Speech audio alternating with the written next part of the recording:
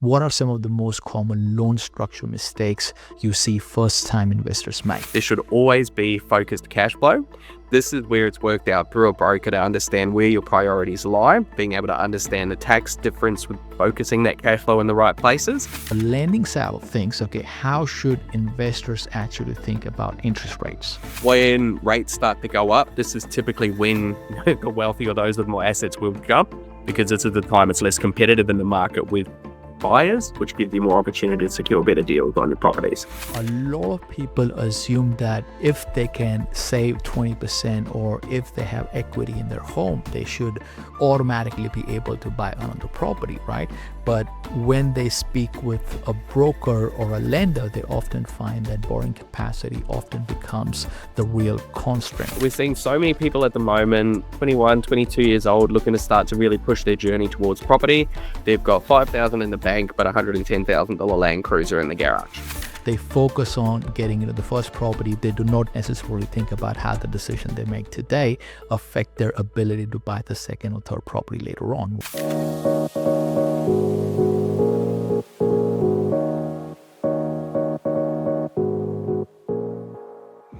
So today I want to have a slightly different conversation about property investing, because a lot of the time when people talk about property, they focus on location, they focus on suburbs, for example, which cities are growing, right? Now, those things are obviously very important, but what I've noticed over the years is that a lot of property journeys are actually shaped by finance decision rather than property decision, right? In other words, the way someone structures their lending often determines how far they can go with property investing, right? Someone might buy in a great suburb, but if their loan structure is not set up well, or if their borrowing capacity is not managed properly, they can find themselves stuck after the first property, right? And that is why I thought it would be very useful to bring Diego back into this conversation. Now, for people who still don't know what Diego does, he works extensively with investors and homeowners, helping them structure their lending, refinance loans, and plan next steps in the property journey, right? Mate, in our last conversation, we spoke about refinancing and how investors are using it more strategically today, right? In this discussion, I wanted to zoom out a little bit and talk about some of the things that actually shape an investor's ability to keep moving forward, right? So welcome back, mate. We finally get to do this. Yesterday we tried to do this, but again, the technology wasn't on our side. But glad that you're finally able to get this over the line. Absolutely, looking forward to it. Right. So one thing that surprises a lot of people when they first start looking into the property investing is that the biggest limitation is not always the deposit, right? A lot of people assume that if they can save 20% or if they have equity in their home, they should automatically be able to buy another property, right? But when they speak with a broker or a lender, they often find that borrowing capacity often becomes the real constraint, right? I have seen situations where someone might have a good property that has grown in value significantly. They might even have strong savings, but the bank still says no because serviceability does not line up, right? So, mate, from your perspective, when you sit down with clients who want to buy the next property, what are some of the biggest factors that actually influence borrowing capacity? Basically, what I'm trying to ask is, like, what are some of the things people could be doing earlier in their journey to protect their borrowing power rather than accidentally reducing it? Yeah, absolutely. It's a conversation we're having a lot at the moment, obviously, with property prices where they are. We are looking to obviously try and get those borrowing capacities up to be able to afford. The biggest thing that I hear every single time is I got this interest-free credit card from Latitude to buy my furniture. Doesn't impact me because we are interest-free and we don't have anything going on it. Credit cards, essentially whatever the limit is of the credit card, that impacts your borrowing capacity by about 7 times the limit, which can make a massive difference when you look at people with $20,000, $30,000 furniture gift cards, or gift cards they call them, from Latitude. On top of that, the other thing that really impacts it is your toys. So we're seeing so many people at the moment, 21, 22 years old, looking to start to really push their journey towards property. They've got $5,000 in the bank, but $110,000 Land Cruiser in the garage. The big difference is at the end of the day, the big thing, the toys have to come after the asset. And these are the things that will significantly reduce your borrowing capacity to the point of you'll be lucky to get another personal loan. So main things are credit cards, any unsecured debt is really a biggest impact to your borrowing capacity. Once you have property, it's just a matter of ensuring that you keep your repayments consistent and you're not consistently consolidating these unsecured debts. We have clients that essentially have had $400,000 owing on their loan for the last 5 years because they're consistently refinancing this property. They're not actually paying anything off. It's got to the point where we said we're not going to refinance anymore, so they've gone elsewhere. So you do have to get an understanding of what each transaction actually does for your future. Some people don't like it, and we've lost clients before for projecting future opportunity, but at the same time, my job is to give you the full picture. It's up to you how you take it. Yeah, so that makes a lot of sense, mate. Also, what I've noticed is that many people sort of think about property investing almost like a single event, right? They focus on getting into the first property, but they do not necessarily think about how the decision they make today affect their ability to buy the second or third property later on, right? Again, borrowing capacity is almost like fuel in the system. If someone uses that fuel carefully and structure things properly, they can keep moving forward for many years. But if the structure is not thought through early on, it can quietly limit their options later on, right? Another thing I often see is that people spend a lot of time researching suburbs and property types before buying their first investment property, right? They look at the growth trends, infrastructure projects, rental demand, and population growth, again, which is great because those things are very, very important. But when it comes to loan itself, many buyers simply accept whatever the bank offers them at the time, right? Later on, when they want to expand their portfolio, they realize that the way the loan was structured makes things more complicated than it needs to be, right?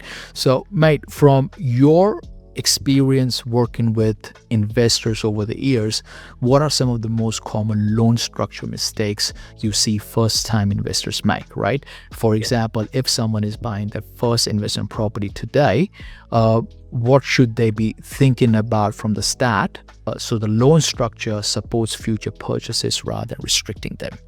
Yeah. So with this market, obviously, at the end of the day, we have started to see close to 80% of all loans now going through mortgage brokers. So we are starting to see it a lot less now. One of the most common ones when you're going to talk directly to a bank is obviously cross-securitisation or cross-securing your properties. Essentially, what this means is the bank will give you an $800,000 loan for an $800,000 purchase, and it just looks like that in your account. The problem is both of your properties are now tied together. So anything you want to do with either property, you have to ask the bank's permission.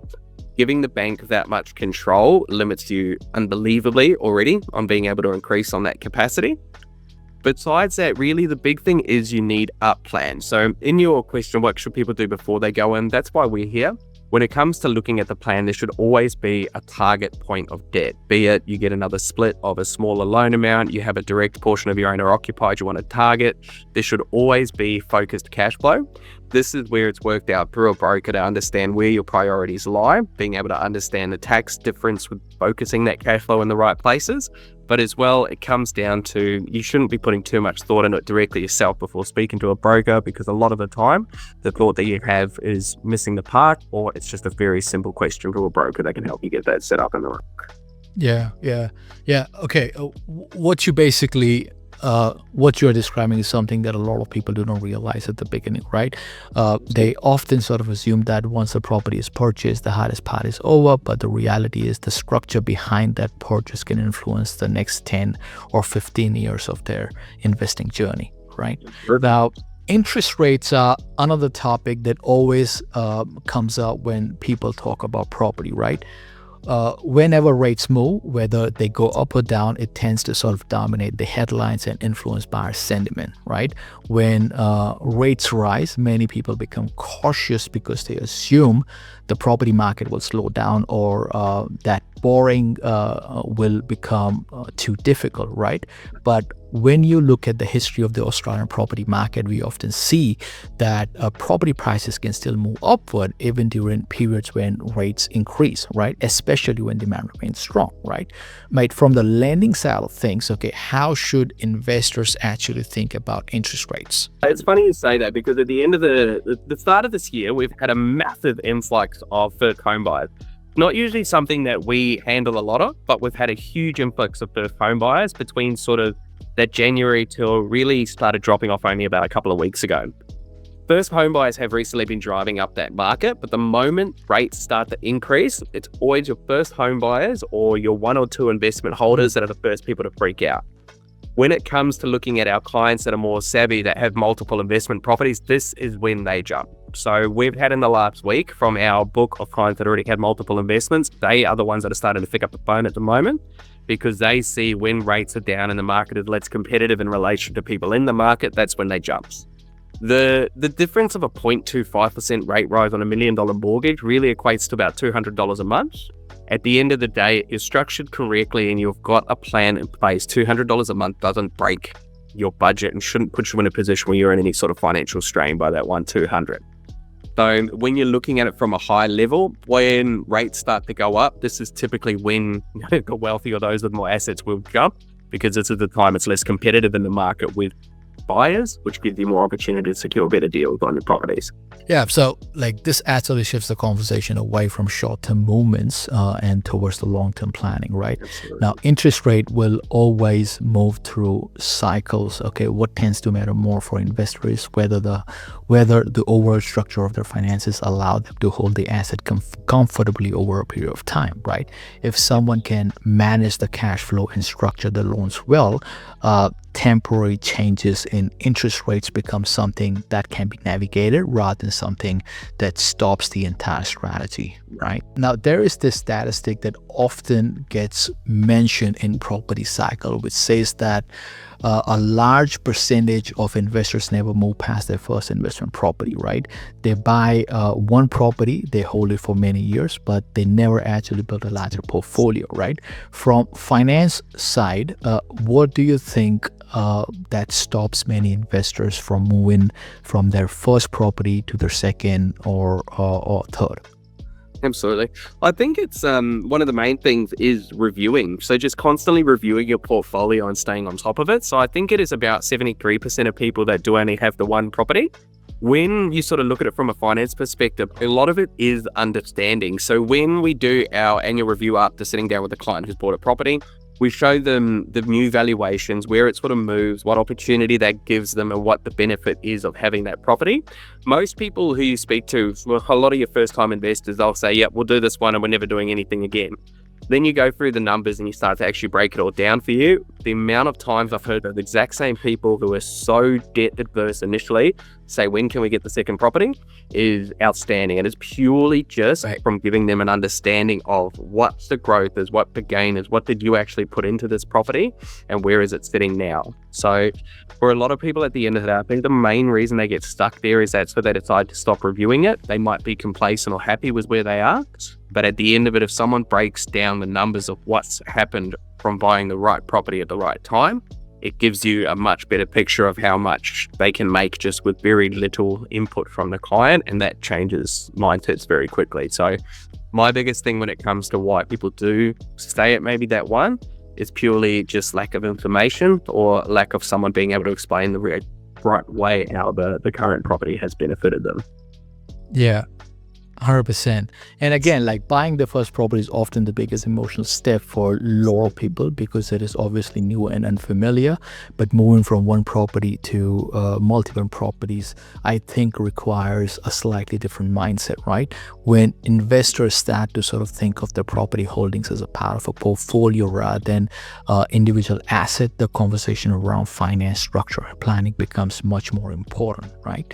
Mate, so this has been a very useful discussion because it shows that The property itself is only one part of the equation. The other part is the financial structure that supports that property and determines how easily investors can move forward in the future, right? So yeah, mate, thanks again for your time, sharing your thoughts and insight. It was always sort of great to have you on the pod, and yeah, it was very helpful.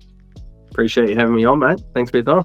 So if you found this discussion helpful, make sure to follow the channel, because we regularly talk about property, finance, and practical strategies around building wealth through property in Australia. This is Smart Property Moves by FPW.